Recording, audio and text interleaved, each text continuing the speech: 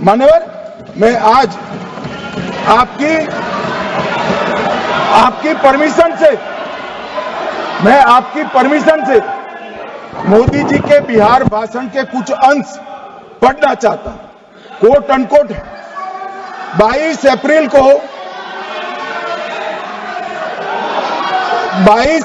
को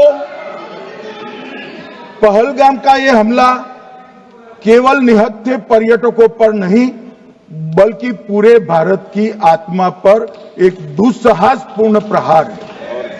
आतंकवाद के प्रति दृढ़ और कड़ा रुख आतंकियों और इसके हमले की साजिश रखने वालों की कल्पना से भी बढ़कर उनको सजा दी जाए। मान्यवर, महत्वपूर्ण है आतंकियों और इसकी साजिश रचने वाले दोनों को। आतंकियों की बची खुची जमीन भी मिट्टी में मिलाने का समय आ गया है। 140 करोड़ भारतीय इस बात के लिए एकजुट है कि आतंक के आकाओं की कमर तोड़ दी जाएगी। भारत हरेक आतंकवादी और उनके समर्थकों की पहचान करेगा, उनका पता लगाएगा और उन्हें दंडित करेगा। आतंकवाद कभी भी भारत की आत्मा नहीं तोड़ पाएगा। न्याय सुनिश्चित करने का मैं हर संभव प्रयास करूंगा। अनकोट। अब इसमें किसी को चुनावी भाषण दिखाई पड़ता है तो उसकी समझ शक्ति पर बहुत सारे सवालिया निशान लग जाते हैं। ये चुनावी भाषण नहीं है। आतंकवाद के खिलाफ लड़ने का 140 करोड़ भारतीयों का प्रतिघोष है जो मोदी जी ने वहां दिया। इनको चुनावी भाषण दिखाई पड़ता है। जैसे चश्मे होते हैं ऐसी ही दृष्टि होती है। मान्यवर, इसके बाद 30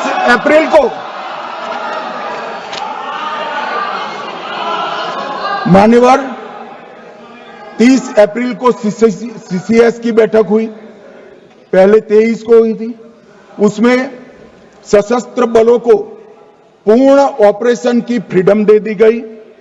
प्रधानमंत्री मोदी जी ने सीसीएस की उपस्थिति में रक्षा मंत्री, एनएसए और सेनाओं के प्रमुख के साथ बैठकर पूर्ण ऑपरेशनल फ्रीडम देने का काम किया और इसके बाद ये ऑपरेशन सिंदूर हुआ। मान्यवर, ऑपरेशन सिंदूर 7 मई को रात को 1:04 से 4 मिनट से 1:24 तक चला। उसमें पाकिस्तान के 9 आतंकी ठिकानों को ध्वस्त कर दिया और पूरी दुनिया ने इसके दृश्य देखे। साहब, इससे बड़ा संयमित हमला नहीं हो सकता। आजकल दुनिया में युद्ध चल रहे हैं। हम देख रहे हैं बच्चे मर रहे हैं, महिलाएं मर रही, निर्दोष मर रहे। हमने 9 आतंकी अड्डों को समाप्त किया परंतु एक भी सिविलियन नहीं मारा गया, केवल और केवल आतंकी मारे गए। स्थान थे मरकज सुभान अल्लाह बहावलपुर, मरकज तैयबा मुरीद के, महमूना जाया कैंप सियालकोट, अरे नाम सुनो काम में आएंगे, सरजाल camp Sialkot, Sawai Nala camp Muzaffarabad, Syedna Bilal camp Muzaffarabad, Gulpur camp Kotli, Barnala camp Bhimber और अब्बास कैंप कोटली। मान्यवर, सर्जिकल स्ट्राइक और एयर स्ट्राइक में हमने पाक ऑक्यूपाई कश्मीर में ही हमला किया।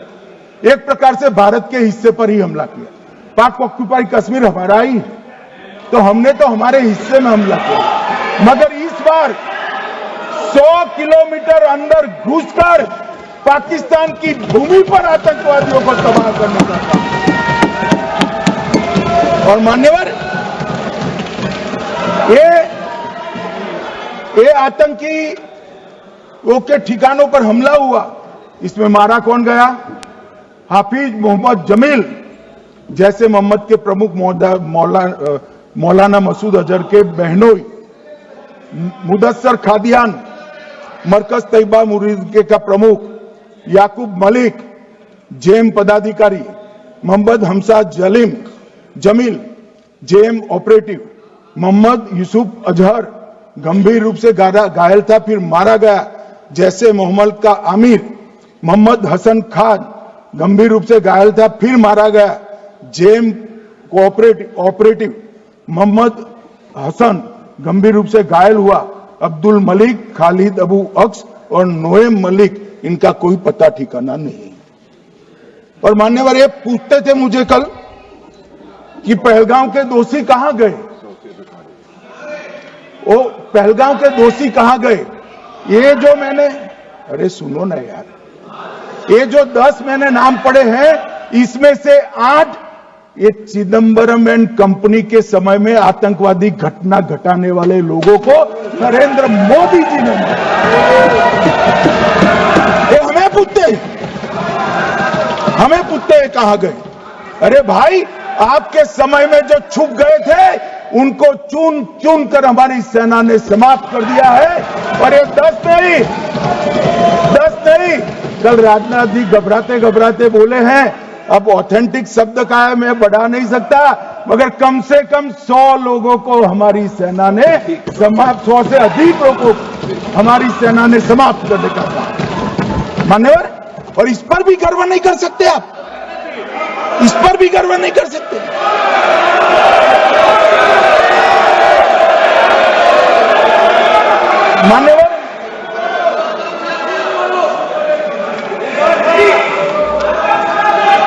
मान्यवर 7 मई को 1:26 पर 22 मिनट पर ये हमारा काम समाप्त हो गया। हमारे डीजीएमओ ने उनके डीजीएमओ को बता दिया कि भाई हमने आतंकवादी हमलों पर स्थानों पर सिर्फ हमला किया है, इनके हेडक्वार्टर पर हमला किया है, जो हमारा आत्मरक्षा का अधिकार है। पूरी दुनिया इसको एक्नॉलेज करती है। ऐसा नहीं हो सकता है मनमोहन सिंह के समय की तरह कि वो आकर मारेंगे और हम चुपचाप बैठे रहेंगे और जाकर चर्चा करेंगे। ये नरेंद्र मोदी सरकार, ऐसा नहीं हो सकता। डोजियर भेजते रहेंगे। मान्यवर, उरी में हमला हुआ, हमने सर्जिकल स्ट्राइक किया। पहलगाम में हमला हुआ, एयर स्ट्राइक करा, और अरे पुलवामा में हुआ, एयर स्ट्राइक करा, और पहलगाम में हमला किया। 100 किलोमीटर अंदर जाकर 9 अड्डों और 100 से ज्यादा आतंकवादी को समाप्त। मान्यवर, अब देखिए, हमने तो हमला किया था पाकिस्तान स्थित टेररिस्ट ठिकानों। अब पाकिस्तान से गलती हो गई, टेररिस्ट ठिकानों पर जो हमला किया था उसको वो अपने पर का हमला मान बैठे, और पूरी दुनिया में कहते थे कि हमारा टेररिज्म से कोई लेन देन नहीं है। ये तो अब ऐसे ही ग्रुप करते, हम तो विक्टिम है, जो मनमोहन सिंह ने सर्टिफाइड भी कर दिया था कि ये भी विक्टिम है। मान्यवर, मगर दूसरे दिन इनकी श्रद्धांजलि का कार्यक्रम हुआ और पाकिस्तान को मालूम नहीं पड़ा कि ये पूरी दुनिया देखेगी। सेना के आला अफसर उनके नमाजे जनाजा में उपस्थित हुए, उनके जनाजे को कंधा दिया, और ये सारे आतंकवादियों के जनाजे के जुलूस के अंदर पाकिस्तानी सेना, इनके अफसर, आईएसआई के अफसर, वहां की पुलिस के अफसर अश्रुभीनी आंख के साथ जुड़े थे। और मान्यवर, ये सिंदूर ने पाकिस्तान को पूरी दुनिया में एक्सपोज कर दिया कि पाकिस्तान के अंदर टेररिज्म स्टेट स्पॉन्सर्ड टेररिज्म है। ये पूरी तरह से, मान्यवर, पूरी तरह से एक्सपोज हो गया।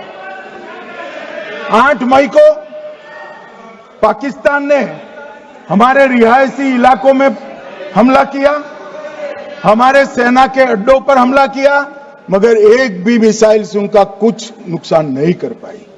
बहुत नजदीक से की हुई गोलाबारी के कारण हमारे एक गुरुद्वारा टूटा, एक मंदिर टूटा, कुछ हमारे नागरिक हताहत हुए। और दूसरे दिन 9 मई को मोदी जी ने सेना को हुक्म दिया, एक मीटिंग करी, राजनाथ जी, मोदी जी, एनएसए, सेना के सारे अध्यक्ष, और जवाब देने का तय किया और उनके 11 एयरबेस को क्षतिग्रस्त करने का काम किया। मान्यवर, 8 एयरबेस इतने सटीक तरीके से तोड़े गए, पाकिस्तान की पूरी एयर डिफेंस सिस्टम धरी की धरी रहेगी, कुछ नहीं कर पाई। नूर खान चकलाला एयरबेस तोड़ दिया गया, मुरीद तोड़ दिया गया, सुगुर्दा तोड़ दिया गया, रफीकी तोड़ दिया गया, रहीम यार खान तोड़ दिया गया, जकोबाबाद तोड़ दिया गया, सुक्कुर और भोलारी भी तोड़ दिया और सुक्कुर, लाहौर, अरिफवाला, चुनेन, जकोकाबाद और नया चोर, ये 6 रडार सिस्टम भी उनके पूरी तरह से ध्वस्त कर दिए। 2 surface to air guided weapon Lahore और ओकारा में इनका जखीरा भी समाप्त कर दिया गया। और मान्यवर, ये हर चीज में पॉलिटिक्स करते, हर चीज में। जब उन्होंने हमारे रिहायशी इलाकों पर हमला किया, फिर भी हमने इनके रिहायशी इलाकों पर हमला नहीं किया।